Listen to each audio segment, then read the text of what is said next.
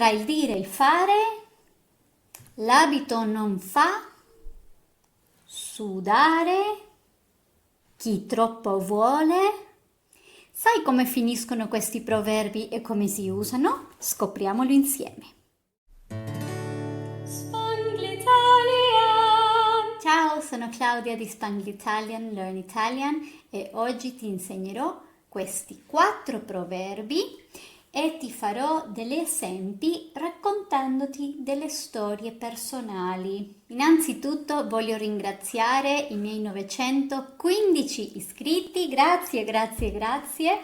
Apprezzo molto il vostro sostegno, il vostro feedback e il vostro incoraggiamento. È veramente prezioso e mi aiuta tanto a migliorare. Se ti piacciono i miei video e ancora non sei iscritto, ti invito ad iscriverti perché così non perderai nessun nuovo video. È anche un modo per darmi una mano e sostenere il mio lavoro.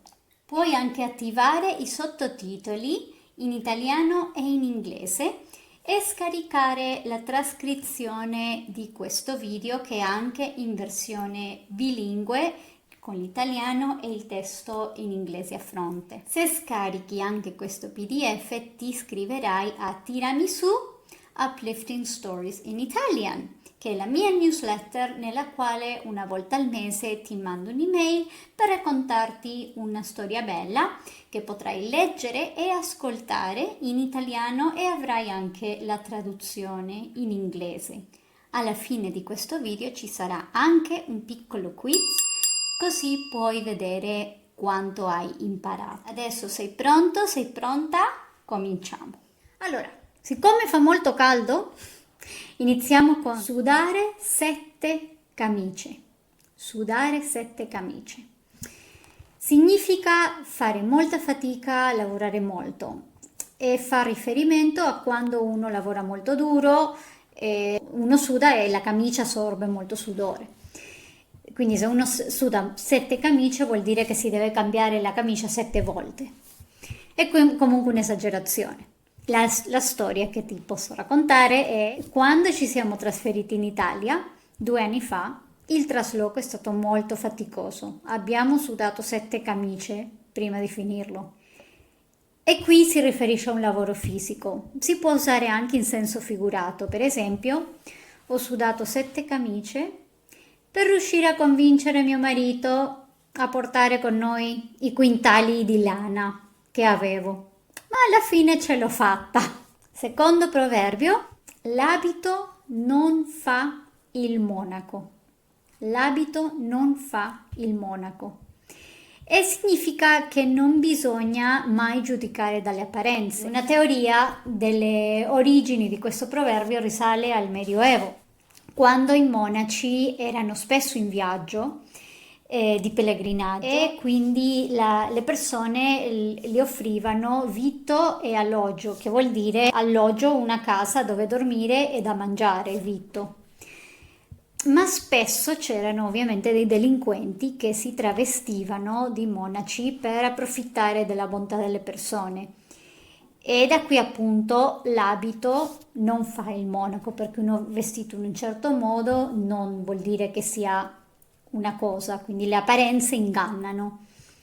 E allora questo esempio è quando ho conosciuto mio marito ad un matrimonio di un amico in comune.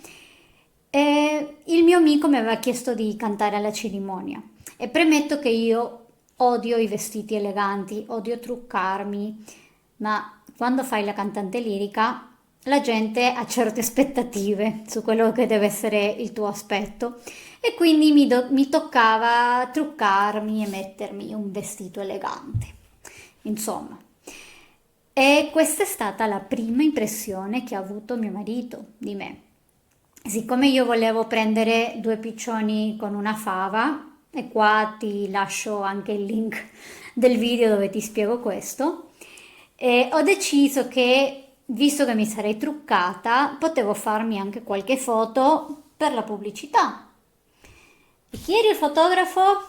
Il mio futuro marito. E lui dopo ha capito che l'abito non fa il monaco perché appunto ha scoperto che il mio stile era completamente diverso.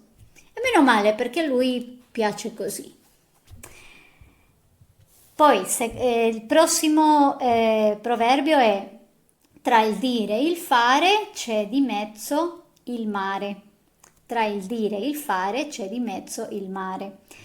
Questo significa che è facile parlare, ma è difficile mettere in pratica quello che si dice. Ed ecco un'altra storiella. Nel 2019 ho iniziato a scrivere delle storie per aiutare i miei studenti di italiano, e perché loro si lamentavano che le letture per principianti che trovavano in giro erano molto difficili, che non sentivano che queste letture fossero veramente adatte ai principianti che partivano proprio da zero.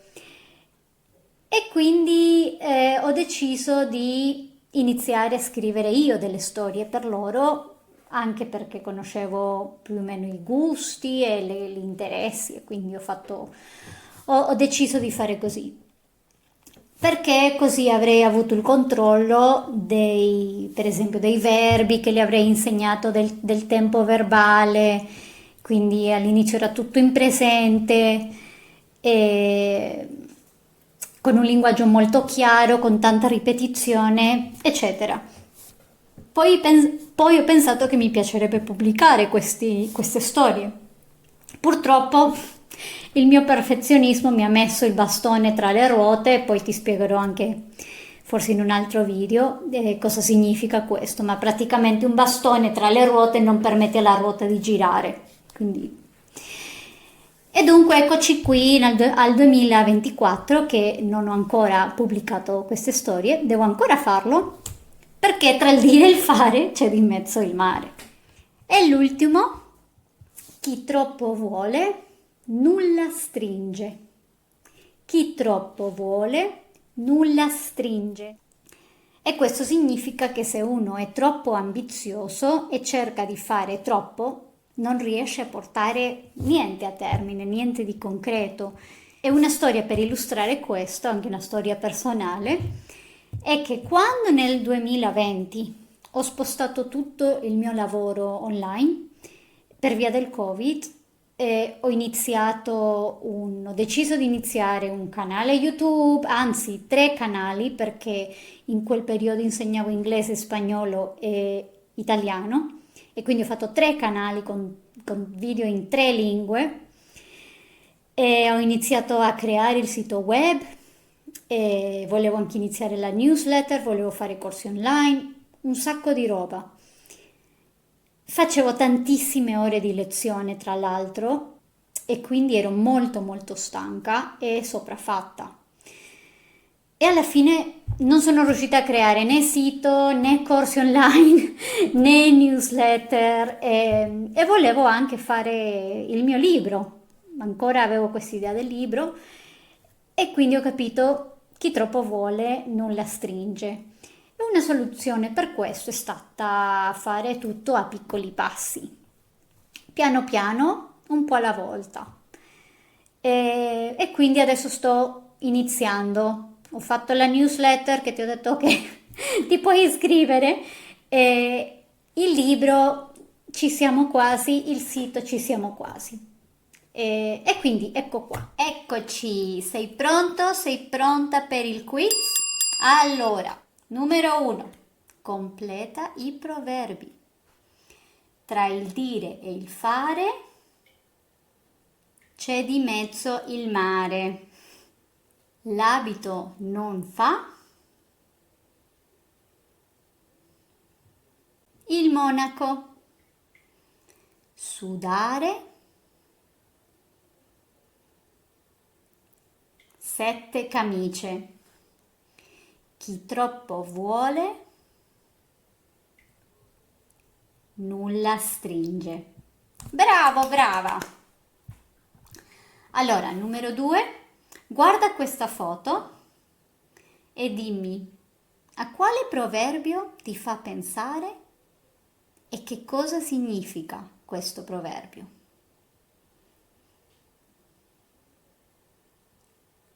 L'abito non fa il monaco, che significa che non bisogna giudicare dalle apparenze.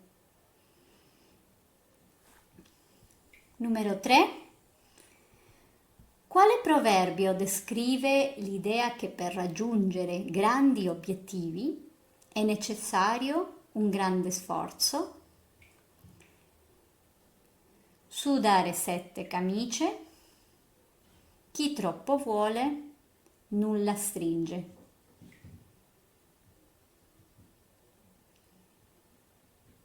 Sudare 7 camicie. Allora, guarda questo video. A quale proverbio ti fa pensare?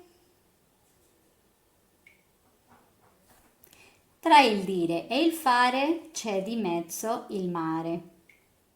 Benissimo, bravo, brava! Spero che questo video ti sia piaciuto e se vuoi imparare ancora altri proverbi puoi guardare questo video qua.